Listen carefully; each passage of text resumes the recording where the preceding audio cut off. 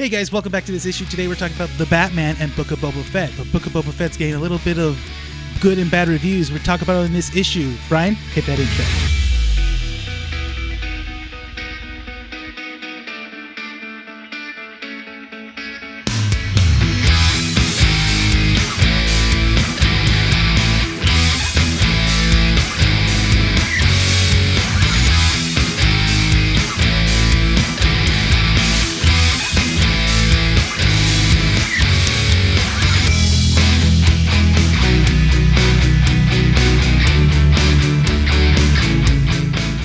Coming to you from 12920 Philadelphia Street, Whittier, California, in the heart of Uptown Whittier, Keeping Up with the Nerds presents issue 85.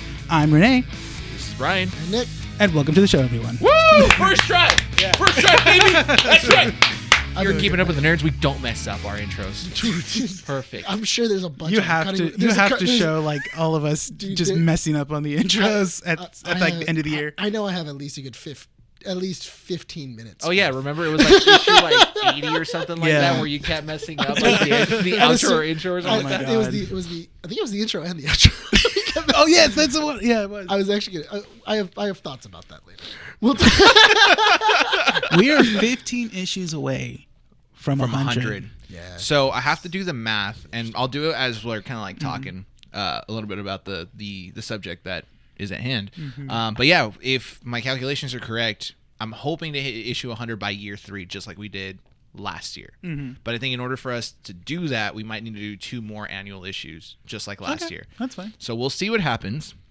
We could do an annual just on the Batman. We could. Yeah. We could. So it just depends We on are how. seeing it early. Yeah. Yeah. It's a good little segue. Spoiler! Oh, yeah, hit that one out of the park. Good job. Keeping Up with the Nerds exclusive? What? What is? Why do we I like resort doing to this? because it's What is funny. this? Like, What I is don't know. this? It's like it's from Fortnite. I Fortnite. Yeah. think, yeah. I immediately hate you. Well, I've been replaying Fortnite because No, I still hate I play you. with my No. niece. That's why. Well, she gets a pass, not you. Well, she doesn't. Don't have play a lot of Fortnite. friends. Yeah. So, like, Oh, okay. He's doing the right thing. Wait, what? she doesn't have a lot of friends. That's why. So I play with her. That's online. how you make friends. No. She goes online. She talks to strangers. No. Come on. She actually was talking to a male adult at one point. No. We had to stop Well, that immediately. Yeah, that's awkward. the joke got real, Yeah. and it should never get real. Like, the joke should never get real. And, yeah, no, don't do that. Don't do that. Don't do Yeah, that, no, kids. that's bad don't do parenting. that. Yeah. So, a couple quick announcements before we jump into the subject at hand.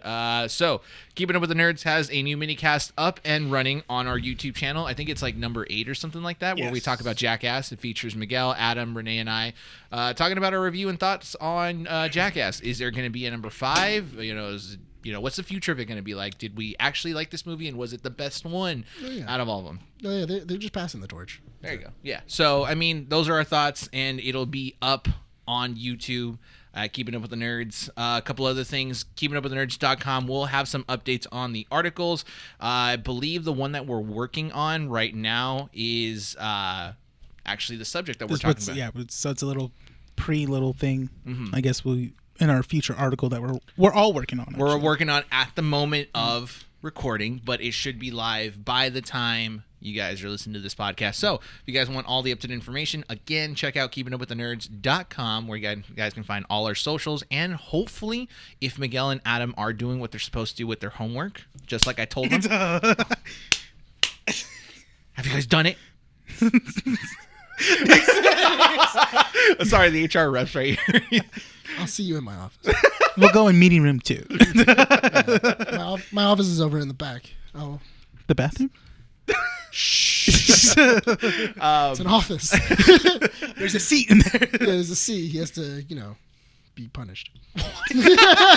Their bios will be updated on the Get to Know the Nerds portion of it, as well as, you'll see all the up-to-date content about their podcasts and stuff like that. Will all be at KeepingUpWithTheNerds.com. Right. I think that is about it, besides a new skit that was released on YouTube as well. Yeah, that was the Lewis, announcement right? video. Yeah. And the Wait, one oh, with the- Lewis. Lewis's skit is also up there on YouTube yeah. as well. Anything else before we actually move on to the topic at hand? Our last skit, when's that going up? Oh, Stevens? Yes. Stevens. Oh, technically speaking, this Stevens is should be after up already. Valentine's Day. No. Oh, Stevens should be coming up soon. okay. Because no, if it would everything be goes planned, it yes. would be Valentine's Day, and then and then it should be Stevens. Yes. Yeah. So, Okay. because it is a pretty long video, there is a Valentine's Day special video going up on YouTube that is featuring all of us, So ridiculous. as well as Adam. We just had a good time. It was all- so great. It was so fun. My only thing is that I don't know what that looked like. Right? I don't Yeah. know. I don't know. If I'm how really that interested looked to like. see I how don't- Bryan edited that. Because from my point of view, that was chaos, Yeah. and I was at the helm. Was it? Was it a hard time editing that one? Is it chaos? Or was it kind of like So right now I'm in the skeleton process of it. okay? So you have the base. I'm basing it right real, now. real quick, with the skeleton, does the skeleton look like chaos? No, 'Cause it like felt right now chaos. it's fine. It's just trying to figure out because I'm trying to figure out if I want to multicam edit that or if I'm going to like just put all three on the timeline and then cut where I like. Listen, I don't know what you're gonna do, but that I feel At a like certain point, I was feel, like, this is I ridiculous. feel like you need to edit that. The cut with cuts. Yeah, With you cuts. gotta- Well, you that's gotta the do thing it. is I Yeah. can multicam because there's two separate ways I can do it. Like I can do a multicam feature on Premiere, which essentially just kind of like pressing 1, 2, 3 to switch from camera to camera. we Yeah. have to switch. But the problem with that is if I don't read the camera switch correctly, then I have to go back and edit it. So for me, it's a lot easier to just kind of like stitch and cut different ones and kind of like I have ways of doing it. So, Okay. We'll figure it out. Yeah, well, we'll figure it out. Yeah, you will figure it out. Hey man, Yeah, he's such a big help with editing. Listen, I gave a performance that I was asked to do, and Yeah. It was so funny because after what you borrowed to use, Mandy's like, it's all tangled up. Like, because you kept I kept trying that I don't know how Mandy even on the TikToks, yeah. like how she deals with it. She just 'Cause she just bought another wig on Amazon 'cause today it because I just saw the I- notification on my Amazon. So okay, because so I saw because I saw the I see some of her TikToks and it looks great on her. Yeah. On me, it looked like I mean it looked good on you too. It's just now you were messing with it. apparently you have to keep your neck straight. I moved my head a lot because apparently I'm a gypsy woman. Just I kept on swinging my head. I keep And that was forgetting it. to send you this, by the way. What? We reached 2,000 downloads on Podbean. Did we? Oh, Overall. really? We're at 2,000, like 50 now, I think. Last I checked was 2017. That's so really more than likely, cool. if this one got like 15, 20 Yeah. listens or downloads. We're up to 70 followers on TikTok now. Mandy told me. We Ooh. started from 40 when she started it, and then now we're up to 70 now. 70. Yeah. Dope. And 188 follows on Instagram. 92 subs on YouTube. Yeah, we got a new sub by So- the time of recording. Yeah. We're getting there. We're like a tiny little snowball rolling down a hill and kind of building momentum, and hopefully no one steps on us. you know? So, yeah. So I mean, I agree. I mean, Yeah. we're growing. It's Yes. it's moving. It's moving. We're forward. moving at a good pace, I And- think, for us. That Yeah. at least. We're comfortable. Yes. Once again, I'm telling you, the number one thing I want to do is as soon as next year comes around, I'm signing us up for a con. That's big. That's big. I want to sign us up for a con. We have to be ready. We got to be stage ready You know at that what's- point. And, Oh, and it's going to be a panel. Yeah. What kind it's of- going to be a panel. What kind of character do I want to be For? for that? For a con? Yeah. What do you mean? I mean, like what? You know what? You guys have not brought up my bothers in like forever. Andy mentioned that. She's like, you haven't mentioned what bothers you. And I'm like, yeah, I don't know. I think I'm like tamed now. Good one, Bryan. We had a small argument before we started. What are you talking about? We just don't mention it because we thought it was hurting your feelings. Wait, what argument are you talking about? In Oh, general, I was going to say. just in general, like there was a lot of back and forth before we started. Oh, yeah, but that was just banter. Yeah, exactly. but we don't like mentioning when you're always upset because then it feels like we're bullying you. There was a point where you were like, you guys always talk about when I get upset. So then Rene told me stop bringing it up because it's like we're bullying. Yeah. Him. So I stopped doing it. We can bring it What back. did one of our listeners tell you that they like the fact that Nick's always like baiting me? So yeah, I have a couple I'll of go back. listeners. Do you want me to start No, baiting you okay. again? So I've had another customer tell me that they like that you guys are complete opposites and that you guys always argue, but that I'm like the middle one. Where I'll be like, yeah, that's cool, but like, let's like, you know. No, kill him. Tone it down, guys. Tone it down. It's No, okay. It's that's just our dynamic. It's just kind of weird. Actually, let me see if I can log into Podbean from here, and I'll give you guys the analytics. I don't want the So, analytics right now. as That's for a Bryan meeting- does that's for that- our meeting later. No. Nick was so nice to get us Swear. tickets We're hiring? for What? this little guy right now. What? Okay, so anyway, while Bryan is doing something unnecessary, we were able to get tickets for March 1st. Yes. So we will be seeing The Batman 3 days early In IMAX. in IMAX. Never mind. It's like 75%. In West Hollywood. Yeah. Yeah, Hollywood, Burbank. In Corona. Yeah. I don't know why I said the word. You can believe Bryan can believe that. Yeah. No, I'm not gonna bleep it. No, That sucks. I don't want weird people finding me. You calling our listeners weird? I was watching you guys' podcast, and Nick said where you guys were watching that, so I decided to, No, you know, it's why not come and join you guys? No, it's fine. I don't you care. know. What? That's not a gun in my pocket. What? That went- I've made enemies. I've made enemies, but you don't know. It's okay. Bryan is a great meat shield. A human shield. Yeah. So do you guys want to know the analytics? in the No, I last don't 10 want to days? know it right now. I'll I give it to you do. right now. I don't want it right Yeah. now. Okay. Well, that sucks. It's a meeting. That's a meeting for No, later. no. This is what we're talking You about now. can- We have a listener in Brazil. Hey. We also had one in Iran. We have 7. Whoa. Why do you say it like that? We have 7 from Canada. That's awesome. Hey. But, I know, but I'm just saying in general. I mean, we get listeners from weird places. That's true. sometimes. Random If you're areas. not from the U.S., it's technically a weird place. Is that Russia. what you're saying? I No, love- I'm saying that a nerd podcast. You're talking about our 13 listeners in Russia? No, I'm talking about the. 13? Well, I 13 love in- keeping up with the nerds. I love keeping up with nerds. The nerds are funny.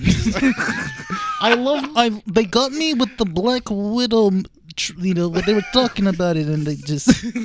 So overall, most of our listenership is coming from the U.S. and then 39 downloads in general from Canada. Why are we going over analytics right now? Because I can. Because this is our show. I need you to stop. People don't care about this. They don't care about that. It's funny. I would care more about Hey, Batman. so what have you been listening to? I've been listening to Keeping Up with the Nerds. Those hosiers are really good, eh? They don't say okay. Don't they go like? How do they? Oh my. Oh my! It's almost like Minnesotan. Like they're very like. Do you watch? yeah. Do you watch Because License Tech because Tips? if you're in Minnesota, you basically You are near Canada. in Canada. You're basically in Do you, Canada. do you watch Linus Tech Tips at all? No. Do you do or Yeah, I do. yeah? I watch more of Austin Evans, but Okay, so Andy was meant because I'll sometimes have it in the background whenever some of the new videos come out. But she's always laughing when like they're talking and you can hear the slight Canadian accents that they have. Like instead of Oi. about, they say boot, A boot boot. a boot, boot. Yeah, and it's like, why are they so Canadian? I'm like, because they're Canadian. yeah, that's why They're that's why I watch Canadian. Austin Evans because I'm American. They got. They Great start. They got. Great start. You get milk in a bag in Canada. Oh yeah, That's you a do, thing. huh? That's a thing. Well, that's because apparently. So what it is that like you get like a pitcher. You're supposed to like stab it and then put it in there and stuff. So and then take the milk out. Apparently, I don't know. Would you much rather listen to bagged milk or our analytics? Bag milk. So anyway, so yeah, we're gonna be watching Batman early. That's gonna be awesome. I'm really super excited. I can't wait to see what this movie is all about. We're gonna have a 3-day bump on this. When I got notified in the morning about getting the tickets. Yeah, and- because I was actually thinking about it that week. I'm like, okay, who's gonna get tickets? And then as soon as I kind of thought that, I was like, okay, well, I mean, I'll ask Bryan or I'll ask Nick. And then just like Nick messaged the group said, I did a thing. And I'm like, And I'm doing laundry, and I'm just like, What did you do? I'm like, what did you do? And he sends us a screenshot of what he just got. And we're just like, what the heck? Come on. I wanted to panic Bryan. I wanted Brian's response of just like, what did you do? I literally just let him stew for a little bit. We've been working together enough that like most of your responses were just kind of like, I did a thing. I'm just kind of like, well, okay. Like, what do you want me to do? Do you want me to overreact? So something happened. You should do that next time. So something happened, guys. But yeah. So we are going to go watch it early. You haven't really seen a whole lot of it, right? I'm trying not to watch. I'm only watching stuff that has to do with like trailers. But even then, I had no choice but to watch the final trailer. I think when I saw. They held you at gunpoint or what? No, I was at a movie theater watching a movie. I think I was watching Spider-Man again and then they were just showing the final trailer. Why are you showing me this? No, but you know what I've noticed? Yeah. Because the other day I went on a clip/trailer binge, and just to kind of like ready my body. Yeah. I have to condition it. So yeah, you're like, let's watch these trailers. Listen, when I do that, I use way more spit. Well, I'm talking. So like, yeah, it's like a hot loogie in my hand. Nice and thick. It's gonna touch something nice and thick. but Brian's just looking at Bryan. You okay, Bryan? You okay? So we go. So for the movie, we're what was it? What I've noticed is that a lot of the things that they've shown like little tiny clips of because there's two main clips that they've shown right now. It's the what was it? It's when they first killed him, and it's in that first trailer where he's walking through the house and he's being introduced to basically the Riddler. Where he's being introduced to the riddles, and it looks very early on in the movie. Yes, yeah. It's very early on. I actually would not be surprised if that is our introduction to Batman. Oh, that'd be really cool. I would like that because of the like you seeing like the shoe, like his boots and everything like that. And he's walking through the cops. I would not be surprised if that is the beginning of the movie. Or even Riddler just kind of like getting the duct tape and just no, but I think it's more of a Seven thing. I'm hoping that when they do it, it's the Riddler telling Batman what he did. Oh, that'd be cool. And then you have that scene. That's what I think they're going to be doing. I saw the funeral scene, which I'm assuming is very early in that movie. It does seem that's because it's established. I think at that part, we're seeing like the second attack from the Riddler, essentially, because they don't even know who the Riddler is. That's the thing. That's him setting up like, this is me. Yes, it's not over. Like, yeah. So I think like at most, I think you've only maybe seen maybe the first 20 minutes of this movie, give or take. Yeah, and it's 3 hours. Yeah. So I mean, there's a lot of movie we haven't seen yet. Yeah, that's true. There's a lot. I mean, even if you did watch all the clips, you watch all the trailers or anything else. I think it's gonna be real hard to spoil this movie because you know the basic formula is there. You know Batman's gonna fight a villain. It's gonna be somebody. He's gonna have some kind of dastardly plan, and then eventually at the end he's going to stop him. Well, technically speaking, we are able to talk about the Batman more in depth probably by next podcast because we would have 2 more weeks until that movie shows. Check the calendar, see if I'm right. Because this episode will release we would have 2 more episodes on the 18th, and then the following episode will release the 25th, and we won't be watching it until the following week. So this one will be uploaded Tuesday. It will be up on Tuesday. That's when so we would have to do a minicast. Yeah, to stay relevant, if anything. No, because the movie comes out on Friday. We'd be oh, I see. Yeah. A minicast. Because if you don't do it, then that means that it's because we're talking. Yeah, it's a full news cycle. So basically, we'll be recording that week on the 4th. Yeah. To talk about it. Okay. Well, we'll talk more in production meetings to see how exactly. Sorry, guys, to bore you with this production talk. They're like, oh my god, look at this. They're dragging it on. It happens, man. It happens. But I'm interested to see what exactly do you think is going to happen. How do you think this movie's going to play out? So I feel like we're going to get a very I'm hoping, but this is me hoping as well too. I think we're gonna get the whole duality of it more of Batman and Bruce Wayne. We're gonna get basically Bruce kind of like, realizing that he needs to be Batman more, but then that's not the case as well too, because he's also kind of like skipping out on his Bruce Wayne lifestyle as well too. But from what it's sounding like, is it sounds like he's trying to realize that he can do just as much good as Bruce. Yes. Because it sounds, from what exactly I've seen from like the edits and everything else, it does kind of look like Bruce is very much dealing with, I have been Batman 24/7. Yes. Like Bruce Wayne, he does. I don't know if Alfred has had that talk that Michael Caine's Alfred did with Bruce Wayne of, you still have to be a playboy. Like this is like people are going to ask where you are. Yeah. You're a celebrity. If you just vanish, people are going to wonder what you do with your nights. And that's why I think Edward Nygma is the one that like looks into that. He sees how Batman has been more presentable, and then realizes, well, where's Bruce Wayne throughout this whole thing? And then that's how he figures out, because we know that he knows. No, we don't. Yeah. No, he said, oh wait, could have been It's editing. editing. Yeah, that's true. So here's my thing though. I think that he's talking to Batman and he doesn't know that Batman and Bruce are the same, because he's talking about the Waynes are both involved. Yeah, there was horn honking. Yeah, somebody was That honking. is loud.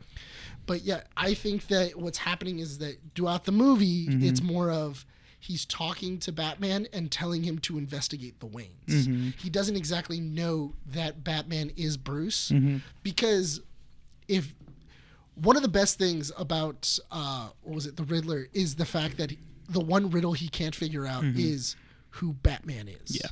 I don't like it's a weird trope, but I don't like when just supervillains immediately know who he is. That's true. I don't like it. Yeah. It's one of those things of like, well, if Riddler could figure it out, how is Commissioner Gordon not figured this out? How is Selena Kyle not figured this out? How is everybody else not figured this out? Which I do have to admit, him in the suit, I can't tell that's Robert Pattinson. Like if That's true. If you were to put both of them next to each other, they did a really great job with that suit of like disguising his eyes and everything else. Well, they touch on it, which I love. This is why I'm super excited for this Batman movie. It's just like they do the thing where it's like, they show us that he puts black makeup in around his eyes, because that's always been shown in the movies. But then when they take off their mask, their eyes are clean. Right. But we know that they put, and then no, it's like that's not the case. Robert Pattinson is already kind of ready in one scene to put on the mask, but he's like, because you see that contact scene in one of the trailers, I would love the idea of him putting in false contacts with color. Yeah. And that way, if people were to get a good glimpse at him, they would go, he has blue eyes. And then immediately you go, well, Bruce Wayne has black eyes. Like, he has brown eyes. Yeah. Like, can't be Bruce Wayne. And then when he pulls it out, it's a video recorder, and also it's a part of his disguise. Yeah. I think that's genius. He's so awesome. And just the way the cowl fits around his face and everything else. It's very form fitting too. It's super. You could tell. But if you were to put a picture of them right next to each other, I wouldn't be able to go, yeah, that's definitely Bruce Wayne. Yeah. Whereas on all the other ones, I would have been like, that's Bruce Wayne. That's freaking Bruce Wayne. Like it very much looks like Bruce Wayne wearing a Batman suit. Where this one, it doesn't look like Bruce Wayne, because not only that, but Bruce Wayne has like longer hair. He's very disheveled. He looks very much like he's inside. He's like a shut-in. He looks like a weird dude who's a shut-in. And I really am kind of enjoying that idea. Bryan, what do you think About the Batman? Yeah. What do you think we're getting out of this movie? Honestly, man, what did I tell you when we went to go watch Jackass, Rene? Because that was pretty much my main idea. Oh, we were talking about, so this was another thing. We were talking about how hype this movie is compared to Spider-Man. Do we feel that this movie has almost the same hype as No Way Home, or is it a little less than No Way Home? That's the thing, because there was a good, and I told Bryan this is my take. There was a good reason why No Way Home had the hype that it did. It was because we knew that it was going to bring back Tobey Maguire, Andrew Garfield. Well, everybody assumed. Everyone assumed. But I mean, come on, you're going to bring in the villains in the movie. Yeah, we mentioned that too. Yeah, like, and not, you're going to bring in the villains and not the heroes. Yeah, that's the thing. Like, we knew that it was gonna happen. But the thing was is that other people were like, thinking the same thing, like, oh, it's probably gonna happen. So it's a big movie, milestone. That's a thing, especially for Marvel movies. Yeah, because that is a huge hurdle to kind of get past in general casting. While Batman, we're gonna go in thinking this is gonna be a good movie. This is gonna be a really good Batman movie. But there's nothing else driving. But like you said, you talked about it earlier that a buddy of yours was trying to get tickets, and tickets were already sold out. On both. The hype exists for this movie. It's just a matter of like the expectations. Are expectations going to meet what we're visually going to see? And my problem with it is probably not. And I think it's not some. No. Hang on. Let me finish. Let the man speak. Go on, Bryan. Thank you. So the reason as to why I believe that is because there's a lot of people who are going to watch this movie and not understand Matt Reeves' directions. What? They're not going to understand his directional style. What are you talking about? That Matt Reeves has directed the last couple of movies essentially in a way where his arcs wrap up within one movie and every action, be it good, like a good finale, ends with some sort of consequence. Right. And I don't think people are ready for that. I think that what they're expecting is kind of like a wrap up to happen that will lead into future sequels of Batman movies. I don't want that. No, of course not. What would be interesting is if it naturally happens because Matt Reeves is able to do it, and it's not DC or Warner Brothers coming down on Matt Reeves saying, we need you to develop another movie for this, a sequel version of it. Because, we were talking about this before you showed up to watch the movie, essentially if we look at the Planet of the Apes movies, every movie has a finale, but the finale always ends with some sort of consequence. Yeah. Like in the first one, Rene, name the name. It's Rise, Dawn, and War. So it's Batman. Oh yeah, so it's Rise of the Planet of the Apes, Dawn of the Planet of the Apes. I thought it was Dawn of the Planet of the Apes, then Rise. No, it's Rise and then Dawn. Dawn and then War. Are you sure? Yes. Okay. Watch. So Rise ends with essentially all the apes given the freedom to go out and live their lives, but the consequence to that is because of the virus that was basically let. Oh, he didn't direct Rise. He only directed Dawn and Planet. Didn't he write Rise though? Let me see. Or he assisted in writing it. Let me see what he did as of Rise. He only did War and. I don't think he did anything on that. I think they just gave him the movie. Yeah, because let me see. Let me look up Rise of Planet of the Apes. But go on. Okay, so regardless of it, at the end of that movie, the consequence is the virus spreads globally and it kills off a mass majority of human beings, right? And essentially saying humanity is the minor species compared to the apes, right? Of the trilogy, Rise is definitely the weakest. Exactly. Yes. It's yes. definitely the weakest. Yes. Of the three, it's the weakest. Because he changed it up. If that's the case, then he changed up the vibe of how Dawn of the Planet of the Apes turned out because it was more thrilling and more action. More action, and everything that happened had a deeper consequence to it. Because at the end of it, it was, what was his name? Koa or Koda? Koba. Essentially, even though he dies and the good guys essentially win, the consequence from that is no matter what, humanity and apes will never coexist. So there's always going to be that doubt. Caesar doesn't trust humanity anymore. So no, he doesn't. So he was only brought in after Rise. He had nothing to do with. So he essentially fixed it, but it was a bigger consequence there. He made Caesar's arc better. That's the thing. He did. Yeah. Well, he gave Caesar a reason to exist and be the way he is, because at Dawn, essentially, he's more one note. He's very one note in that one. In Dawn, he leads the remaining faction of apes to Sanctuary. But throughout that entire journey, he's essentially destroyed and beaten, and it results in his death. And the way I see it, it's kind of I want to see him mirror that skeleton in this Batman movie, whereas you have this sense of duality of Bruce and the Bats. How is he able to kind of live his life knowing that he can't have both at the same time? And at the end of the day, if he makes that choice, is it going to be a good one? And what kind of consequence is going to result from it? We don't need a sequel from it because I kind of want this to be a year one story, one and done, and that's it. And if Matt Reeves wants to continue, make it natural. Matt Reeves has he directed Cloverfield, the first one, and then did Let Me In, which is another good one. That was a good one.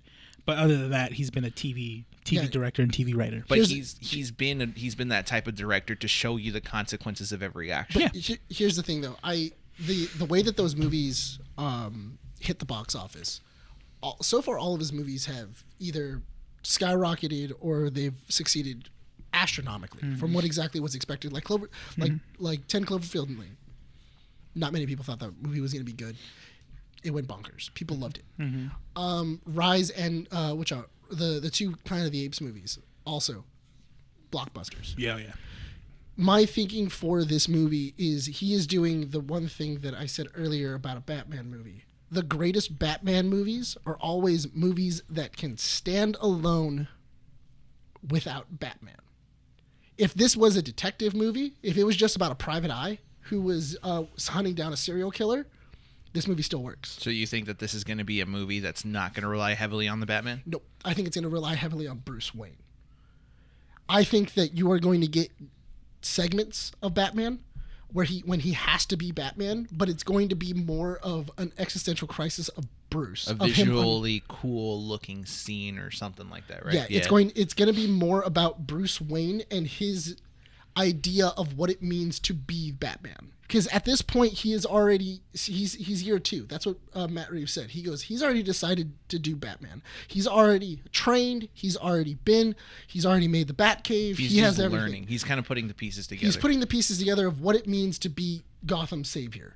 And that's great. I love the idea of that. He's already kind of made like a relationship with the cops. Yeah. The cops don't like him. Him Some and Gordon cops do. already on speaking terms and stuff like that. Gordon's already bringing him into cases. I love that idea. But Bruce Wayne's entire idea of why I became Batman is because my parents were murdered, and he doesn't understand why they were murdered. Then to have that realization of my dad was corrupt. Yeah. People are not liking that concept, but it's kind of funny because that concept is more compelling. Take, yeah. It's way more compelling than just they were randomly gunned down inside of the. And that's why he wants to be Gotham's savior. No, it gives him the incentive to basically right the wrongs of the Wayne family. Yeah, because they used it again in Arrow. Arrow does the same thing where the queens are also corrupt, and then he's like, I have to then right my dad's wrongs. Yeah. And I have to save Star City. I'm going to say this. People that are afraid to add more to original stories, if you're that afraid, then don't complain about it just getting stale. Because that's what makes that franchise interesting, right? Batman has existed for decades at this point, right? And one of the biggest issues, and you see this in DC Comics, is that they have to keep revitalizing these, again, like the Fab Five. How do you revitalize them so that it's modernized for, the newer audiences and stuff? And you could easily do that with Batman, again, by incentivizing his reasons to become the Batman. Randomly gunned down, so then he becomes Gotham's savior, so others don't have to suffer that. Cool. That was a thing that happened decades ago. But nowadays, when you can flesh out stories, make the Waynes corrupt. Give Bruce the incentive to be Batman so that he has to rewrite the wrongs that his family did. And at the end of that, is it just for that reason, or does he learn more about it? Make him flesh out the reasons behind being Batman. Why is he the greatest detective in the entire world? Also, it's really interesting in just a writing perspective of the idea of every child thinks that their parent is perfect in their eyes, especially at a young age. But then to grow older and find out the mistakes that they've made and the mistakes that people are having to live with because of them.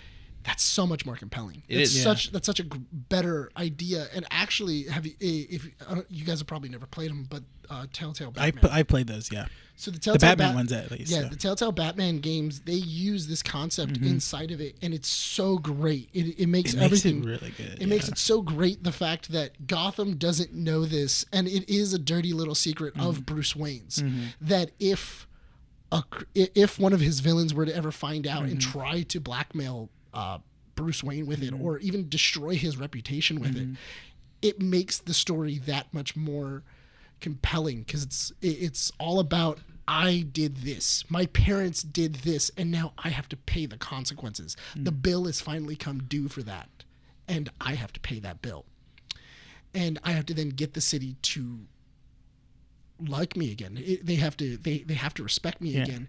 I am no longer Is to earn their trust again. Yeah, I'm no longer the golden child. I'm no longer the prince of Gotham. So I'm gonna say this. I'm gonna go because you two are the biggest Batman fans, and it's funny because I was thinking about this over the week that it's funny how because my dad. The reason I'm a nerd is because my dad. I think we've established that in like the podcast. Mm-hmm. But it's funny because I grew up with him showing me Batman because his favorite superhero is Batman, and I think I finally understand why it is. I think it's because his one of the things that has stuck with me. That he's told me, and to this day I live with this, is everything happens for a reason. He's always told me that, and that's helped me get through a lot of my life. And it's funny because if you take that concept, right, and you apply it to Batman, Bruce, everything happens for a reason, you kind of get an understanding as to why he acts the way he does and how he grows as a character, right? So you have the idea, again, of this kid seeing his parents gunned down. How does he correct that? What does he do? And is he doing this again to benefit himself? And if he does he eventually grow up to be a better human being and start to expand the idea of helping others to essentially be, the Batman that Gotham deserves and needs? I kind of want to see if Matt Reeves tackles that concept in this movie. Of who Batman is? Of who Batman is, or if he decides to learn. Is he doing this to bring justice to the Wayne family, or is he doing this to bring justice to Gotham? And do we get that by the end of this movie? You know what? But the thing is that I think it's because from what it looks like Batman is going to be Selina Kyle is going to be Batman's guide to humanity. Yeah. It's going to be Bruce Wayne opening up to humanity because he's starting to find a kindred spirit inside of Selina Kyle. And it's going to be this weird thing because he's going to find out what the Waynes did, what his parents did. He's going to find out his most trusted ally, Alfred. You've been lying to me. You've lied to me my entire life. If you've been lying to me my entire life, how can I trust you? And that's going to have him push away from Alfred and go further into Selina. And I feel like she's going to kind of correct him, where it's like all it is just justice. This is it. It's black and white, and show him that it's justice. It's not just justice. It's vengeance. It's vengeance. Anyway, but vengeance. But I think she's going to show him that there is a gray, that there's good, there's evil, but also there's gray in the middle, and what you do with that gray, that's what's going to represent you. If somebody jaywalks, you probably shouldn't break their jaw. So, I mean, someone looks at you wrong, you're not going to probably beat him up. No, that's the scene in the movie. I want to see how that scene is relevant in that movie. Where he just beats down the guy. They're just kind of like, whoa. I from what I think that's going to be a scene where the Riddler has gotten the best of him. Yeah. And he's trying to figure it out, and then he hears a mugging. And he's like taking out all his frustrations on the muggers. Dude. And he just beats the hell out of them.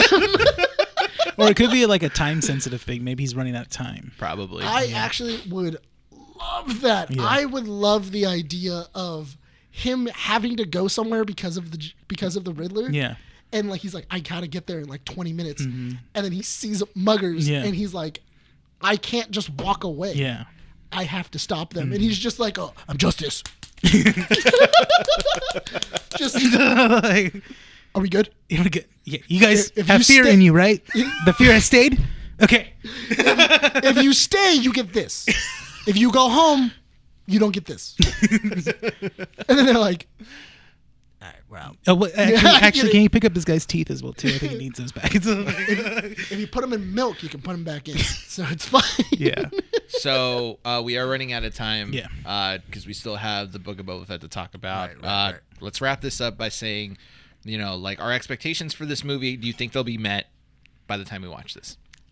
I think so I talked to you about this one before we saw Jackass. I'm going in with expectations I'm going to walk away from this movie thinking that it was a really good movie.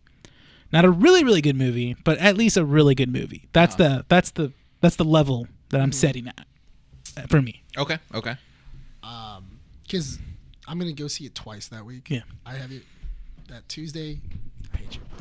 So I have You're that. always like this. I back and up it's- because I realize because I know I'm loud, so I try to back up. Yeah, and but then when you're not loud, you sound like this. yes. So I need you to. Okay. So anyway, I'm really gonna love this movie, and I'm okay, I get it. so anyway, You guys can't sit next to each other. no, it's like cats and dogs, because we can actually hit each other now. No, I'm not.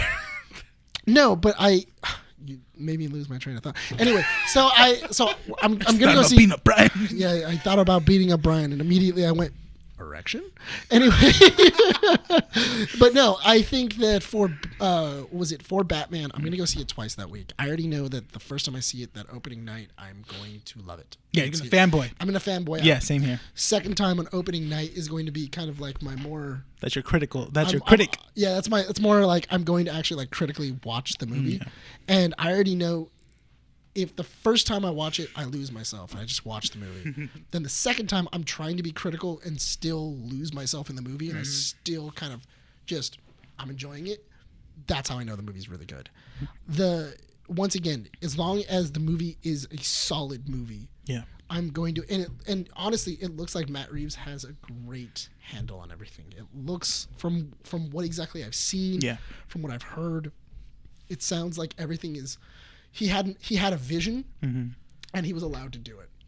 And I'm looking forward to seeing what his vision of Batman is. Really quick, I just thought of this like whenever the movie got announced that we're like a month away now. I was thinking about it and I was like, oh Weeks yeah, away, dude. no. When they officially announced it was a month away, and it made me this is the thought process. I was like, oh yeah, I'm super excited for this movie, and I'm like, wait, this one was replaced by Ben Affleck's script though. I was like, this was the original because Ben Affleck was originally supposed to have his own Batman Yeah. movie. You know what? I wouldn't be surprised though. I would not be surprised if there were aspects of Ben Affleck's script that is in this movie. I think so because I think Matt Reeves when openly said he said like I saw his script, it was really good, but the thing was he wanted a younger Batman. He goes it just felt that was the direction he wanted to go. Yeah, and because Do you think they're gonna allow him to be like an executive producer? For if it goes well, wait, totally Ben see that. Affleck? Yeah. No, he says he's done with Batman. No, after, but like because he originally wrote the script. he's been saying that for a while. no, but he now. says after Flash he's done with the character's done after that. Totally depends. I don't know because Warner Brothers is really pushing the whole. They're trying to separate the Snyderverse. It's weird. It just really because honestly, it depends on how Aquaman 2 goes, how Flash goes, how everything else goes. We don't know. Steiner, you still Also, want to be a part of did this? you see that clip of the minute trailer The for minute- DC. the minute trailer for DC Yeah, that was with pretty cool. what was it, Pierce Brosnan holding the helmet of Fate? Yeah, And no, then- but then they showed Dr. Fate too. and they showed Doctor And they Fate, showed Atom Smasher. And I That was was like what? a weird thing to release And- randomly. and then dude, Hawkman looks great. Oh yeah. Hawkman looked awesome. We're gonna get an Aquaman trailer by the time we see the Batman movie. I think Probably. we're getting an Yeah. Aquaman trailer with Batman. I think that's the Yeah. only thing that makes sense. Either that or the Flash. Oh, I hope so. I think it's the Flash. Well, we'll see after Super Bowl. After the Super Bowl, that's the thing. Super Bowl's still coming up by the time recording. Sunday we might get more. You can't say the Super Bowl. Why? Because I don't like sports. No, because You're just trying to. They're gonna you're sue trying us, to dude. separate me. They're gonna sue us, dude. Why? Oh, you guys don't know about that? No. That you can't say the word Super Bowl. Super Bowl, Super Bowl, Super Bowl. Come at me. Super Bowl, Super Bowl, Super Bowl. The fact that we don't monetize means you can't sue me for nothing. No, It's but a free Come podcast. get our negative money, all right? Yeah, it's a free podcast, so you can't sue me. 'cause We I'm owe not money taking anyways, your so- money. That's true. Yes, that's how monetization works. Totally. Super Bowl. Yeah, so Super Bowl. technically you can't say it Super because Bowl. you're using it for means of monetization. Super Bowl. Are we monetizing this? No. Okay, then that doesn't matter. We don't fall in that category. I'm trying to bring in some fun fact over here for you guys. You did Super Bowl. Talking about Batman. Super Bowl. All right, get your web slinging butt over here. All right. So you go sling your web somewhere else. Yeah. Hey, you shut your mouth. You enjoyed that movie, I all right? did. It's one thing coming from Nick. From you, disappointed. Disrespect. I'm gonna call you Arachna Kid. He's Arachna Boy. Arachna Okay. boy. Are we done with the topic? Your Rebs Yes, Commander. let's move on to the the book of Mandalorian. Sorry, book of Boba Fett. I see. My problem is I actually don't know if you did that on purpose or if you legitimately did do that on accident. We never know. I legitimately was like, on that same page. I'm like, is it on purpose or is it not? If this is a bit, it's a good one. Yeah, it's a good ass. No, I was saying this early on in before we started. I think that the Book of Boba Fett suffered from a slight title change. Yeah. If it would have just said the Mandalorian, a Mandalorian story, the Book of Boba Fett, I don't think anybody would have been upset. No, yeah, honestly, I would. No, it's the Mandalorian, the Book of Boba Fett. That's all you need. That actually would. I mean, either way, as long as you have Mandalorian in the title, because then you would have expected to see Din Djarin at one point. Because if you look at the logo, Brian, have the logo right here, right next to me right now, and which won't happen. It won't happen. You can see it says little writing right here, the book, and then big Boba Fett. That's the thing. Because I feel like, because I talked about it last podcast. Thanks for that one. Are you gonna do it, jerk? No, he has to edit it in. Boba Fett book. So, see, might as well. You already have the image. You might as well just put it right there. I'm not doing it for you. See, right now I'm tickling the Fett. Oh. It's the two T's. Anyway. No, but I don't get paid for this. Yeah, you do. No, you don't. But neither do we. So. Hey! Anyway, so I think that if you would have just done that, I don't think people would have been pissed off. That's the thing, yeah. Because then you're already telling people that this is a continuation of the Mandalorian. Mm-hmm. So you are going to have stories from Boba Fett. You're going to have stories of Mandalorians. Yeah. You're going to have from Mandalorian, from the Mandalorian, and you're also going to have stories from Grogu. Mm-hmm. I don't think people would have complained as much. Yeah. I think people would have been like, okay, cool, like I'm in. Yes and no. So I mean, let's kind of state the baseline here. We're all in agreement that we enjoyed the Book of Boba Fett for what it was, right? For what it was, yes. I really enjoyed it. Okay. I really enjoyed it. So that's the thing is that this series was. I do want a preference though. Was enjoyable. I do like Robert Rodriguez movies. I do too. That's a thing. I should preference that. That's do a thing. I love Spy Kids. You saw the Spy Kids reference, right? Yeah. That was a Spy Kids reference? Yeah, he always does that. It's the He crayon. loves doing that. It's the what? It's the crayon. In Spy Kids 1, what was it? When she's talking to her mom, she does acid crayon. The way that Finnick gets inside Jabba's palace is an acid crayon. Yep. And then she uses it to then assassinate the droid. It's a Spy Kids reference. Yeah. That's pretty sick. That's pretty sick. I know because I watched Spy Kids last week. Yeah. I tried watching Spy Kids. I don't know. Oh, okay. So I recently did that too, and I stopped after halfway into the island one, the second one. Oh, because that one's not as good. Yeah. Game Over was actually pretty good. Game Over's not bad. It's not bad, but the first one's obviously better. It's not the first one. Also, I was really hoping that when they asked Danny Trejo what his name was, I was really hoping he was going to say "Is Machete." I was really hoping he was just going to say it, just so that way there was a crossover of Spy Kids and Machete. Machete's in the Star Wars universe. Just bring all the properties onto Star Wars. No, but that's the consensus between all of us is that we enjoyed the Book of Boba Fett for what it was. Yeah. It's not that it was a bad series, but the problem that I'm seeing here is that there's a lot of inconsistencies, and I don't know. Like, I mean, people kind of already know what our thoughts are. If we're going to summarize, our individual thoughts of what the Book of Boba Fett was, I'll just say this. I enjoyed that they expanded the universe a little bit more. Right. That they gave Boba Fett more of a defined arc rather than just being a badass toy to sell. Mm-hmm. And they gave other characters that we never really thought could be expanded. They gave them more character. The Tusken Raiders, for example, because now we know that they're indigenous people to Tatooine with a purpose. Yeah, we've known that, but not to this extent. Not to the extent that it was kind of like now we have a little more sentiment towards them. It wasn't as generalized. It was much more of if you had read Legends, then you kind of knew. Yeah, you knew about the Jawas and you knew about the Tusken Raiders. Mm-hmm. This is very much put it in the forefront of Star Wars, where it's like Tatooine is this. Yeah, and I think we were talking about this earlier, like a couple weeks ago, where someone was saying like, "Oh yeah, I didn't like the fact that they made the Tusken Raiders like that they gave them purpose to exist because now I kind of feel bad that Anakin slaughtered them, and I didn't want to feel that." I I'm still like, don't care about that. It was just dumb. Like why are you pissed off about that? But Yeah. overall, I like Because I that. felt feelings. They're all crying about that. Okay, yeah, it's a good thing Anakin massacred people just because no. Just a little genocide. Yeah, it's fine, right? Not only that, but also you're never supposed to go like, yeah, Anakin, murder the Tuscans, kill them. Oh, it's okay to like enjoy him murdering Tuscans, but when he's murdering kids, that's where we draw the line. That's where like, no, kids. we can't. Well, as long as he thinks that they're sunflowers.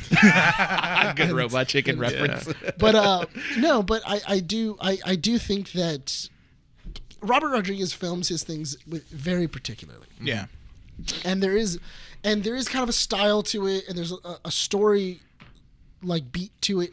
I really do feel like he very much went, I can do the Desperado series and put them in the Mandalorian series, and then we call it a day. Yeah. I was really expecting Antonio Banderas. I wanted Antonio Banderas. I'm really surprised he didn't show up as like another bounty hunter.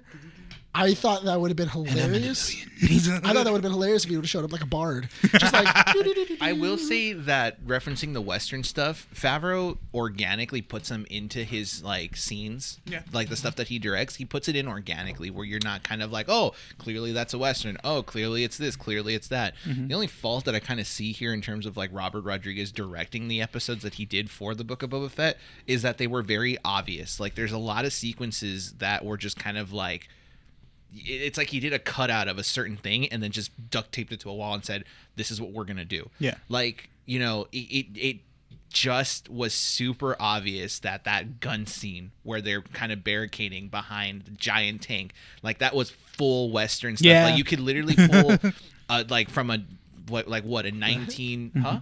What do you mean? Oh no, I'm looking at the Superman caught my eye, and I don't know why they drew in a bulge for his penis. Yeah. Oh yeah, what the heck? He caught my eye. Like, we gotta tweet at Alex Ross for that. Like literally, I looked up and I just saw like a line that goes all the way up, and I'm like, there's a bit of a curve. I'm like, thanks for that minor little cut in, Nick. But I'm sorry. Jesus, you're intrigued by that? Yeah. Dude, I looked up and I saw penis. How are you not? No, not just any penis. That's a super penis. Can we get back to the point? No, the super penis is more important. But like again, like I was saying, you can clearly cut out like certain parts of like a Western movie from like decades ago and paste it right over this and be like, yeah, that's clearly what you are seeing like from a Western, right? Yes. But I mean, it's still enjoyable. I don't really see the hatred towards Rodriguez's directional style. So this is my take. I think if you want to kind of like understand why people dislike it, I don't want to say I dislike it. I just don't agree with the story aspect of it, where they gave us three episodes. Was it 3 or 4 before we got to the Mandalorian? It was because he popped in episode 5 and 6. Okay, so where I felt like we didn't get a lot or enough time of Boba Fett to feel like we needed to do 2 episodes. Okay. Of Mando. So before, yeah, I felt like I could have done one more episode before they brought in Mando. So before we discuss that, because that's a good point, let me give you the Rotten Tomatoes scores of every individual episode, and you'll see a trend right now. So episode 1 is 82% on Rotten Tomatoes, okay? 2 is 90%. 3 is 59%. 4 is 86%. Mando's episode, 100. Of course. Episode 6, 89. And then episode 7, 50. So there's a trend. And that trend matches kind of what we were talking about earlier throughout the week, where people were expecting something different and they didn't get what they wanted until episode 5. Because we had this argument. I wouldn't say argument, but this discussion beforehand. We were saying that Boba Fett was not an interesting character for some people.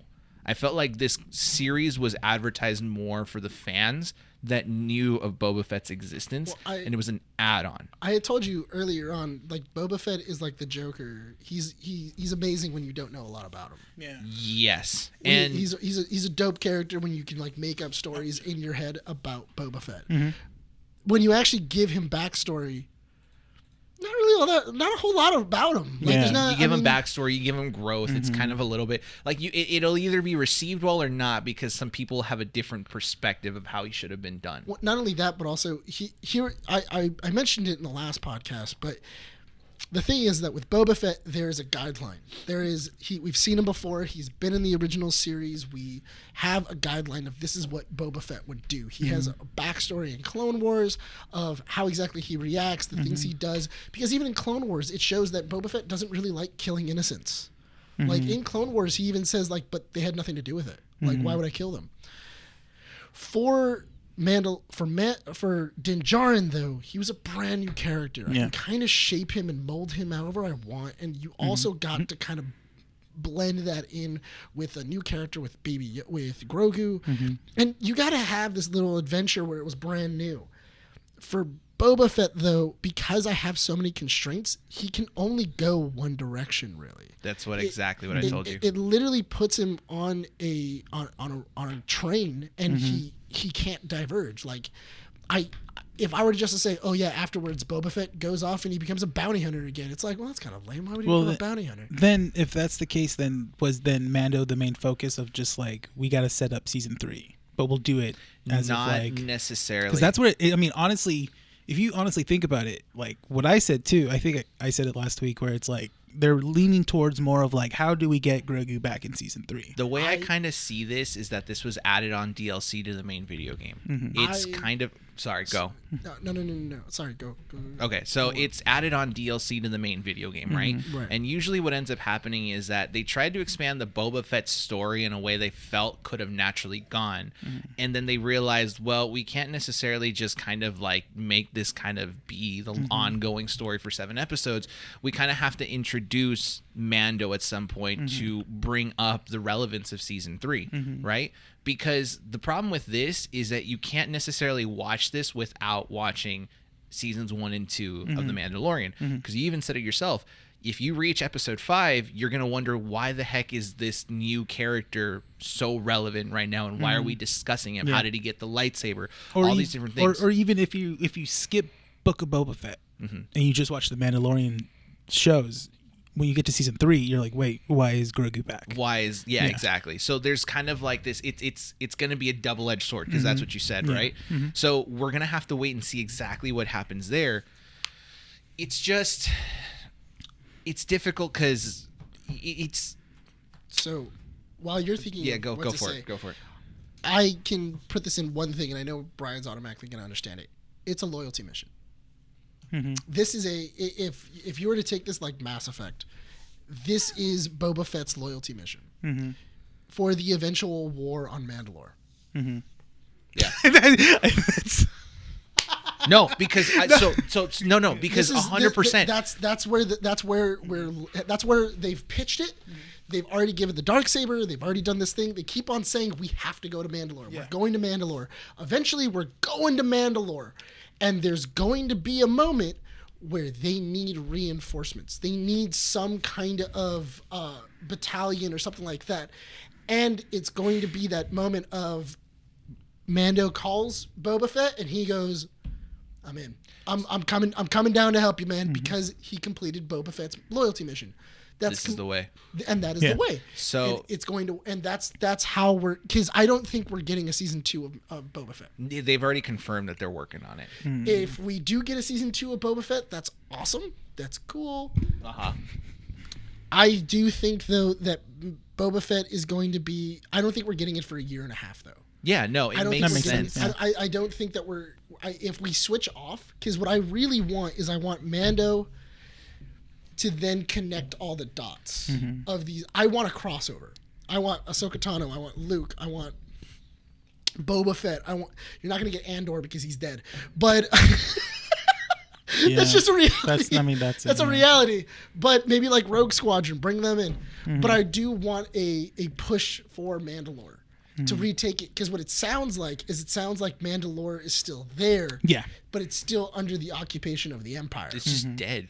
It's kind of like what it made it seem was that the Empire just bombed it, and they were like, whatever. No, they didn't. What they did is they mined it. what they did is they did the same thing that they did for kyber crystals, that they did for anything else. They put a base there, and now they are mining it. That's it. That's how you got the Beskar that you see in episode 1 of The Mandalorian, because they had to mine it. They mined it off of Mandalore, because that's the only place it gets created. So see if you like this theory or not, because this is what I was telling Rene, is that there was certain dialogue in this last episode that kind of made me realize that there's a possible direction that Favreau wants to take Boba Fett. And that direction is he's going to be, or at least try to comprehend, the culture of the Mandalores. Because there was this line where essentially that dialogue between Mando or Din Djarin and Boba, where they're, bunkered up in the exploded bar, the sanctuary, right? And they're kind of going back and forth, and Boba was like, you should get out of here, just, save yourself. And Din Djarin was basically saying, no, I've committed to this. That's the way. That is the way. Either we make it out alive together, or we die trying with honor. And I'm calling it right now. That is going to be a line that is said 3 seasons down when we're on the War of Mandalore. Boba Fett shows up, and then he goes, "You showed up," and he goes, "It's the way. This is the way." So this is the way. I'm telling you right now, that's going to be a line that's said. They've already kind of set it up. There's another setup to it at the end, because at that part, when that dialogue was happening, I kind of had the feeling that Boba Fett was trying to understand why Din Djarin is acting the way he is. Right. And then there's a line at the end of the episode where he's going there and doing the bows and visiting the people, where Fennec asks him, is this what you want? And he's like, no, I don't feel like I belong. Like, this isn't something that I want, right? And it kind of alludes to that he's passing on the rule to someone else. I kind of have a feeling that what they're going to be doing, okay, thanks, Nick, because you were supposed to confirm if I was right or not. No. Oh. Why wouldn't you? Yes, but that's not what I'm saying.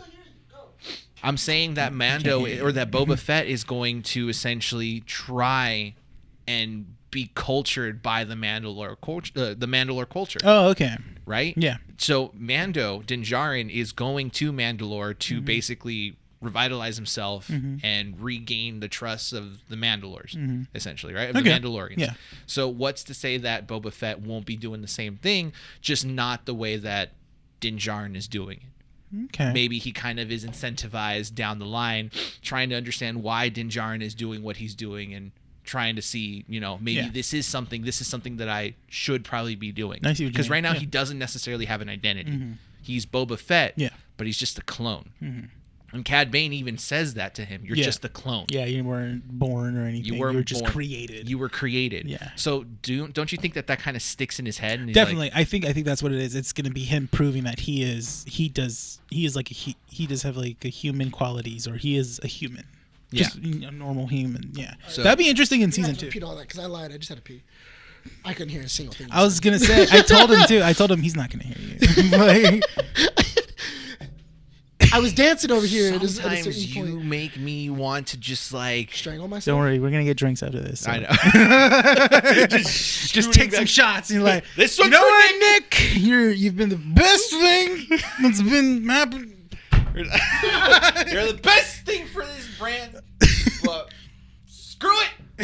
I'm just gonna say. You mess with me too much. I hate it. If you're gonna, if you are going to strangle me, just get me a couple drinks in, and then that way. And I'll enjoy it. That way we both get enjoy. Daddy. What? Sorry. What? What? No. So what I was saying is essentially to summarize everything in a sentence. Yeah. I'll try. Boba Fett has an identity crisis, and he's going to essentially join Din Djarin on his journey to regain the Mandalore culture and essentially become a part of the Mandalorians.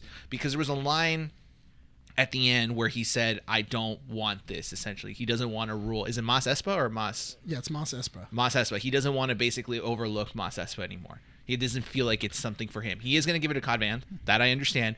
But I do have a feeling that because of what Cad Bane told him, where he said, you were created, you're just a clone, right? Now he has that identity crisis, and he wants to prove not just to others, but mainly himself, he is capable of something else. I mean, she's not wrong. Cad Bane's not wrong. I mean, he is a clone. He's a clone. But then Too, again, baby. you have that identity crisis. Where do you fit in this world? What is your purpose then? I think that Boba Fett isn't going to abandon Mos Espa. He is going to still be the daimyo, but he's going to leave it in new management. You still report into Boba. Boba's here. He's still muscle, but he leaves every so often. He's still daddy. Yeah, he leaves and he because I'm telling you right now, Cobb Vann is going to be the new. He's going to be the new mayor. Yeah. We killed the mayor. We need a new mayor of Mos Espa, and it's going to be Cobb Vann. And I think, and it's going to be great because it's going to be just like it's going to be like Mass Effect, where you have Captain Anderson and he's like on the council and he hates it. Doesn't know Mass Effect. You should play. You have a PS5. You should probably play Mass Effect. But I'm good. But all right. Why? I don't know. No, you don't have a choice. What? Listen. Don't take away my free will. Okay. Do you know us? This is the way. Don't take away. Yeah. Don't tell me what to play, Nick. Listen. If I have to tie you down and make you play it, I'm not gonna do that. I have better things to do. Okay. Actually, you know what? Why don't we just because you know what we've told them. Don't say it. You don't know what I'm about to say. You're gonna do a let's play. No. Oh, okay, never mind. No, I'm telling you, you haven't played. What is it? The Star Wars game. Which one? Fallen Jedi Fallen Order. Yeah. You haven't played it. No, I haven't. So when it goes on sale, why don't you just gift it to him? Because I don't have a PS5. No, gift it to him. Like we buy it for him, and it has to be on his account. He's still not gonna play it. He's going to play it. No, he's not. No, because here's the thing. Rene He'll do it out of spite. No, he won't. Then he's playing it anyway. No, he'll literally. No, I'll get it, and I'll just be like, he'll just throw it on the table and go like, we're not giving him. He'll be like, oh yeah, F them. He's not. No. What don't you understand about Rene? I don't understand. oh, guys, this is so cool. Thanks for the present. Y'all have a gift receipt? Now I'm going to buy Borderlands. Have you played I have that, yeah. You have Borderlands, but not Mass... I hate you right now. How do you not want to play Mass Effect? The only reason I'm saying is because the amount of how much you love storytelling and connectivity and like comic books and stuff like that, you'd fall in love with Mass I was only playing Borderlands because my friends made me play in the group chat. So apparently we're not that kind of friends. No, you're not. No, yeah. Not yet. No, I get it though. Because one of my buddies wanted to play Borderlands, and I think we got like 60% in. Yeah. And we haven't touched it since. That's the thing. We got so much time into it, but the thing is that my friends don't play it anymore because we don't. One got married and has like 2 kids now. One moved to do service for the army, and we're like, all right, I guess we're not playing that now. Like, also, it's like playing It Takes Two. Yeah. Like, me and my buddy started playing It Takes Two, and then we got like maybe 3 chapters in. And he was just like, all right, we'll play it later, and then we've never touched it. I'll see you online tomorrow. Right. Yeah, 6 years later. Know what the worst thing is? He's always online. We're always in chat together, and we talk like almost every day. The thing is that whenever I say, hey, let's play It Takes Two, he then goes, man, I'm tired. I don't want to do that. Man. Goes, I'm just gonna play League, or I'm gonna play Runeterra. I just realized I haven't eaten yet, so I'm gonna go. Honestly, that is a thing where it's like I have to go to bed by 7, by like 8 o'clock, and I've only got 2 hours. I'm gonna go play League of Legends. Yeah. Little. I know we're tangenting, but I'm gonna put this little bit of extra. I'm actually going to commit myself to. That sounded so wrong. I should have gone some other way.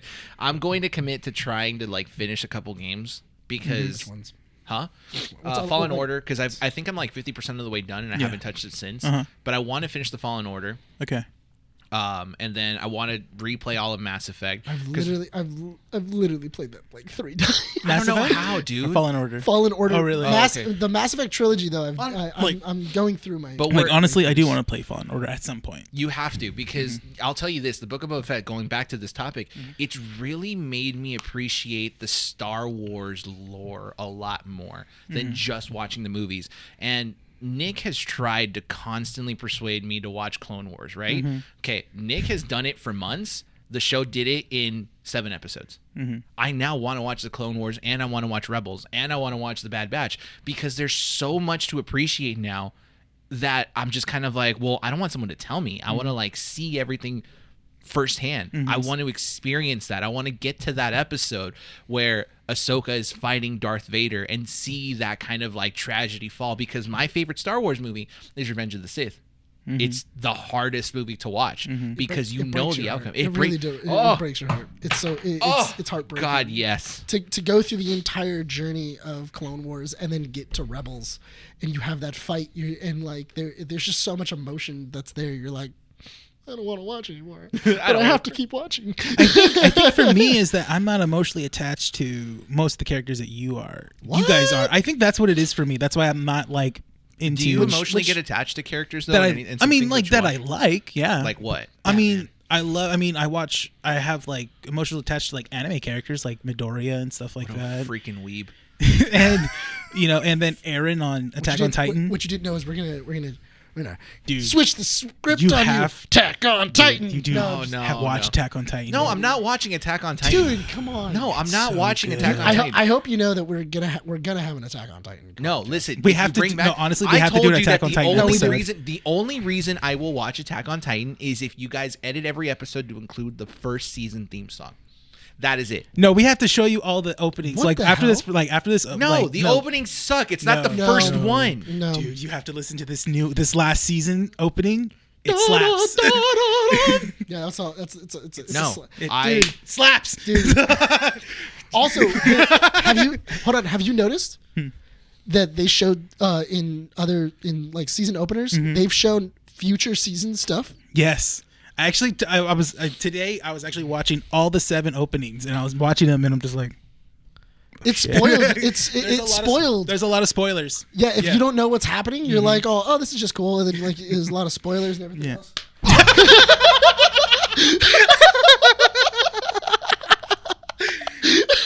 But to circle back to That's how the excited I got. to circle too. back to the to circle back to the Clone Wars thing. Why did you thrust into the table? I know. That was my question. I know, but why was your first thing penis first? Like, why was that your defense Yeah, mechanism? you just heard. It's like a juicy move. That's why I was like, oh, why was like it not like chest first? It was all penis first. It was like, oh, being attacked.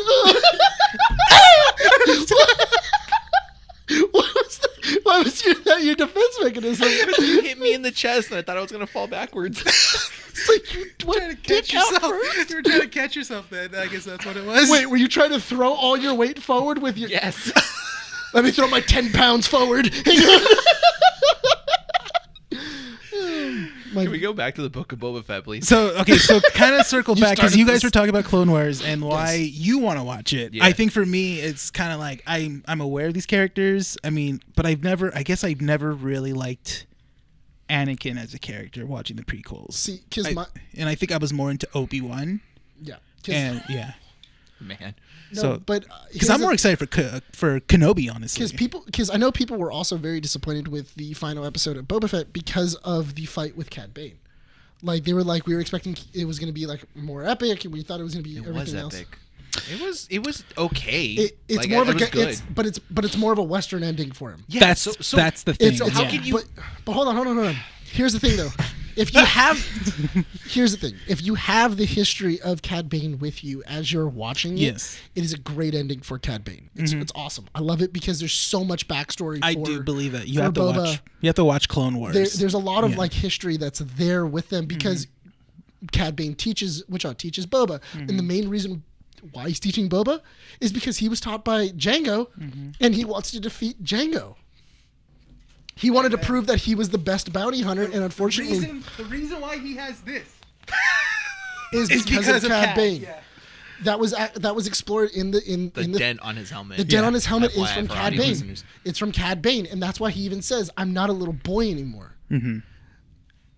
There's so much history that's there, where when you then see it from that lens, it's perfect. So But- that's No, but the thing is that it was the same thing for Rebels, because in Rebels there is a lightsaber fight with, spoiler, where Obi-Wan Kenobi fights Darth Maul, and it's Darth Maul's death, where he dies on Tatooine, and in that people then complained because it wasn't an awesome fight. Boba Fett, Obi-Wan and I'm Maul. sorry. Do y'all want space wizards? Well, no, the idea was that it was a lot. The way that Filoni, the way that Filoni said it was he was like inside of like a Kurosawa movie or anything else, two masters of swords. Yeah. If you were a true master with the blade, you could finish a fight within 2 moves. Within a move, 2 moves, and then it's done. Because it shows your mastery of the blade. Yeah. Because you can read him like a book. Mm-hmm. When you do that and you see it from those lenses, it's awesome because it shows that Obi-Wan Kenobi has grown. He's done all these other things. They actually showed that in the Mandalorian episode where they introduced Ahsoka Tano for the first time in the series when she's fighting what's her face's name with the Beskar spear. Yeah. Because those move sets were very much, and that was more of like a samurai like movie. Yes. That was inspired by it because it was like doon doon doon pause, boom boom. Pause. Mm-hmm. It's the idea of we are both masters of the blade, and if I attack you too fast, I can become off balance, and that'll give you the advantage, and that means death. So my biggest complaint with that aspect is that you're like 100% right, but most fans, and again, I don't care if people get mad about this, they already know. If you guys have listened to this podcast, on several occasions, we say this, Star Wars fans are some of the weirdest people to talk about because they're... What do you mean? No, because you get too passionate, all right? You go on like a 10-minute rant with no one ever cutting you off. When you talk about Star Wars on this podcast... my fault! Okay. When you talk about Star Wars on this podcast, you usually start off like this, and somehow you end up pulling yourself away from the It's because I'm going to a galaxy far, far away! Where you're just like, by the end of the episode, or by the end of this issue, you're kind of discussing this entire podcast from this kind of like volume, and you're just like, oh yeah, no, I totally love, Mandalorian. Yeah. I'm going to turn your mic off. Can't things all the way over there. But then when you talk about like a certain moment, you kind of get back and be like, so effing cool. No, but I don't know how to control my body. I just how do. That works. Okay. I know how to control my voice, but not my body. So we got to wrap up this topic because we're about to reach that 1 hour 30 mark. But to go back to that point where like Star Wars fans are kind of the weirdest people to talk about is that nothing ever satisfies them. There's always some sort of complaint, but you really have to take it apart and see maybe why it is that it was written a certain way. Yeah. Like, to me, I can't stand this. If you love the series of events that happened in the new trilogy, but don't like this, what is your reasoning for that? Like, I get it, because some people are going to say, like, how dare you hate on fictional romance? The sequence of events that happened between Rey and Ben to end up kissing at the end of the movie Very awkward. does not make sense. I don't care She how much you assaulted enjoy it. Ben. Yeah. She assaulted him. There was no consent. I want to Me Too her. There was no consent in And that. issue 85 is the one where we get canceled. Good job, Nick. It's not my fault. HR? It's not my fault. Blame Kathleen Kennedy. No, but that's the thing. Hold on, is that, even in Jackass, there was a scene where with the scorpion where it goes on her chest, and then she's like, "It's going up," and he's like, "Oh, I can't touch you unless you give me consent." Yeah. Do you consent? And then she's like, "Take it off. I consent. Even Jackass, Me Too'd. But okay, so going back to, I can't touch you without consent. going back to that point, you can't like say that is okay when it was quickly rushed in 3 movies, and then look at stuff like the Book of Boba Fett and say like, oh well, if we could take it apart, the fight between Boba and Cad Bane doesn't make any sense because it wasn't epic enough. No, even someone who hasn't seen Clone Wars and Rebels to your extent understood the significance of that fight. I did. You didn't? No, I did. I said You did, okay. I even understood that there's history. There's here. history, and it was Yeah. very like, okay, first point, obvious point, it's very Western. Yes. It was quiet. It was who was going to make the first move. Cad Bane clearly actually like countered him several different times because he was technically more skilled. He had the upper hand. But because Boba was trained differently and he started to kind of have that confidence, he was able to best him. But it didn't end that way with Boba actually being the clear victor. Because even though he did, quote unquote, kill Cad Bane, which we kind of already assuming he didn't, because no one dies in Star Wars, technically speaking, you saw what he did with Are we Fennec. going off of that? He didn't die. Yes. Yeah, he didn't die. okay. He No, didn't die. see, and here's the reason why I say, Okay.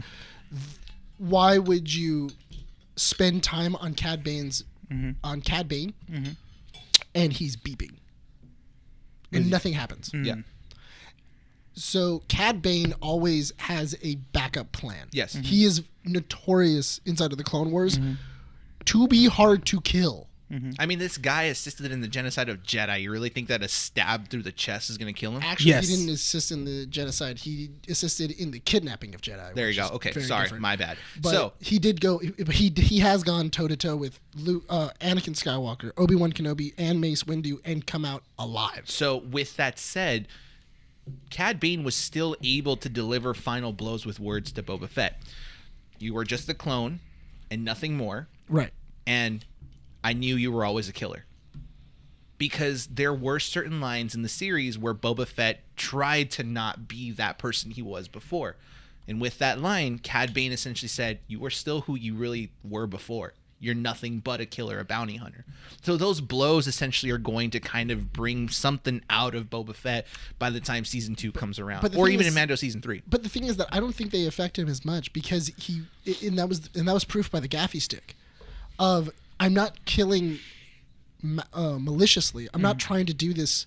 I'm not killing you because of a bounty. I'm not killing you out of greed. I'm killing you to protect others. And that is vastly different than what it used to be mean to me to kill someone. But you're always a killer doesn't mean anything to him. You You're will always- always be a killer. Because also Boba Fett knows in order to protect something, I have to eventually kill. I have to kill. I have to protect them. Words aren't always going to solve every situation. And I think he understands that by being a daimyo, by doing all these, by having a family. And that is the reason why by the end of it, she even says, well, if we don't do this, who will? If we don't protect Mos Espa, we don't protect Tatooine, who's going to protect it then? And you have that kind of like real cool scene of like all of them together. And, Black Samson, you also have like the modders. They're all there and they're all laughing because Boba Fett finally has the one thing he hasn't had since the era of the Clone Wars, a family, people he can trust, people that he can actually depend on. And that was proven through that battle of people showing up and showing Boba Fett he isn't alone here. Because if no one would have showed up, then he would have been like, yes, you're right. I'm all by myself, and only by myself can I defeat them. But because he worked as a tribe, he was able to conquer the Pike Syndicate. Because nobody conquers the Pikes. That's insane. The Pike Syndicate is huge. Somehow he did it. Yeah. Because he had family. It's all about Family. Dom comes out of nowhere with his charger off the cliff. Dude, it's a speeder, man. It's a speeder. I'm telling you. I'm still waiting. I got family. 1976 This is pretty wizards. Dude, Dodge speeder. That would be hilarious if you see a pod racer that's in the shape of a Dodge Charger, and then he's like, wizard. That'd be awesome. That'd be so good. I'm still waiting for the Jurassic Park We do have to wrap up this issue pretty soon, so about 10 minutes left. Do we have any final thoughts on the Boba Fett series as a whole, or just this episode specifically? No, I don't really have anything. I thought it was pretty good. It was a good setup for season 3 for Mandalorian. Other than that, I didn't really have any other qualms with it. Okay, Nick. Or do you want me to go and then? No, I can. You got yours? Yeah, I got yours. Okay, you seem like you didn't have your thoughts. No, yeah. The idea of the show is it was really good. I really enjoyed it. I liked what it does for the Star Wars universe and the growth of it. I'm interested to see where this takes place. I think that if you look at this show as the guys that I had mentioned in the last podcast this is a side story from The Mandalorian. We're still involving The Mandalorian. This is a side story. We're spending a little bit of time with Boba Fett, but our main focus is still Mando. It's still Din Djarin. If you take it from that point of view and their story, this series is awesome. It's really great. I'm looking forward to seeing where everything goes. The main thing I'm looking forward to is Obi-Wan Kenobi. Obi-Wan Kenobi's coming out next. It's not going to involve May 25th. Because that one's not going to involve any of these characters. No, this is after the events of Revenge of the Sith, right? This is going to be directly after the events of some people are upset because it takes place on Tatooine again, and they're like, "Why? Dude, just get over it, man. I mean, that's where he was. Yeah. But there's a comic book where it's inside of Obi-Wan's journals. Luke gets kidnapped by a syndicate or by the Hutts, I think it is, and he's going to be thrown into slavery. and Obi-Wan Kenobi hunts them down through Bless the you. galaxy to go save him. And Uncle Owen goes to go find Obi-Wan, and he says, Luke was kidnapped. I need you to help me. And he goes on kind of a globe-trotting mission to find Luke. Okay. And that may be the reason how exactly they find out that Obi-Wan Kenobi is kind of alive, and that's where it goes into that whole thing of the last time I fought you, I was an apprentice, and now I am a master. How much you want to bet that there's going to be a sad sequence of events when Obi-Wan finds R2? Because there's that whole play that R2 doesn't ever stay behind because the last time he was told to stay behind was the last time he saw Anakin. Yes, but also that's the reason why Obi-Wan Kenobi says I never owned an astromech, is because he never did own an astromech. So now he has to own one, or does he not? Did he say that in A New Hope? No, in A New Hope he says I don't recall ever owning an astromech, and that's true. He's never owned it because it was Padme's. And then it became Senator Organa. So Padme originally had it, and that was in episode 1. Then during the Clone Wars, she gave it to Anakin to protect him during the Clone Wars. Then after that, it was then given to Bail Organa after Padme died. And then Bail Organa, when in New Hope they came down, got sold to the Larses, became Luke Skywalker's. Gotcha. For me, I guess my final thoughts are, do you want to go check real quick? No, it's just, did you hear that? I heard the little beep beep. Was it? Yeah. Let me double check. Go ahead, keep going. Okay. Beep beep. There was a beep beep. I didn't hear that at all. Yeah, I did. Do you want to go check? No, there's no one in here. They're hiding behind But us. Go ahead. Okay. So essentially for me, the final thoughts I have on the Book of Boba Fett is that this series was... If you get thrown through the window, I'm letting you know. I'm throwing Bryan out there. We'll be right behind you, buddy. We're going to do a little quick cut real quick. And we're back. Hey. All right. So we're all good. We just had to double check some stuff while we were recording because we were afraid. We're gonna get Store it is right. not getting robbed. Anyways, to wrap up final thoughts, the Book of Boba Fett did its job in expanding the Boba Fett story. I do have a feeling that this, or not a feeling, but to me, it was 100% clear that this show was not meant for the average consumer. It was meant for people that were wanting to know more about Boba Fett and people like Rene who, just didn't really care much for Boba Fett because this outline was already created.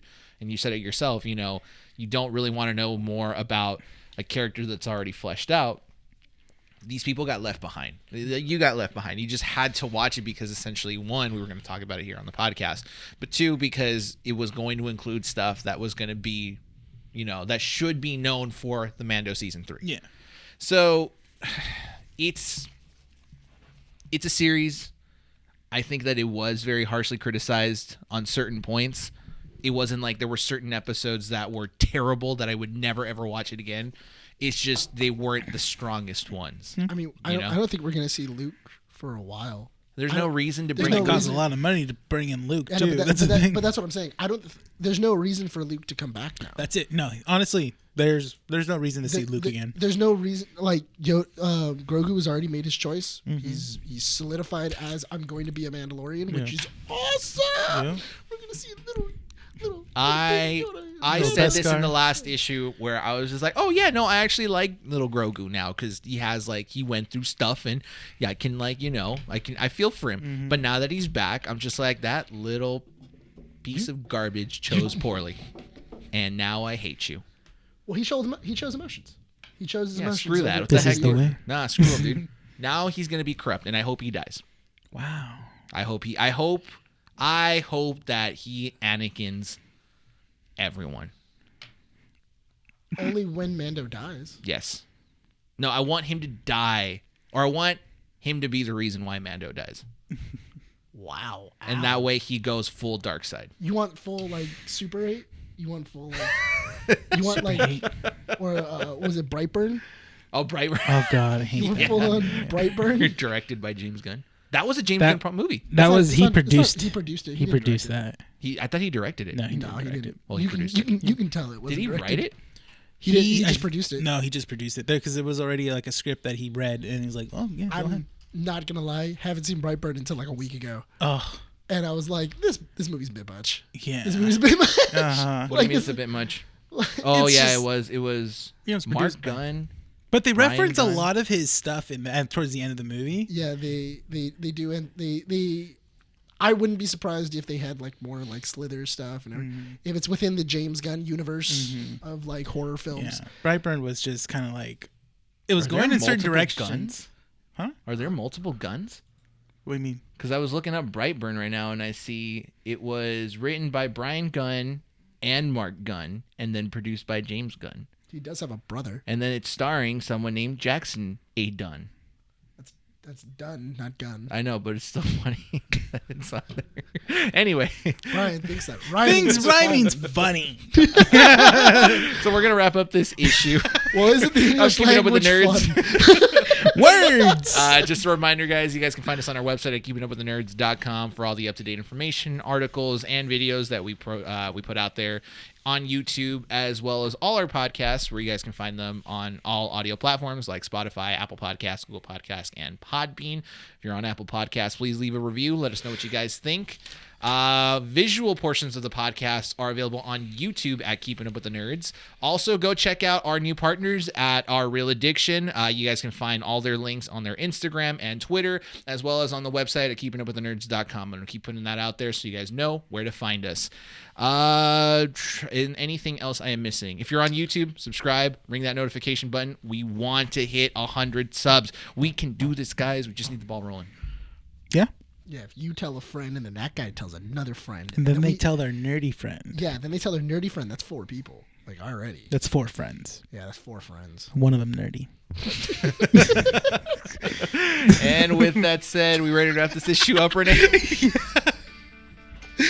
Okay. This has been Keep It Up With The Nerds, issue 85. My name is Rene. This is Bryan. And Nick. Recording at Undercity Comics in Whittier, California. We thank you all, everyone, for listening and watching this issue, and hope to see you all next time.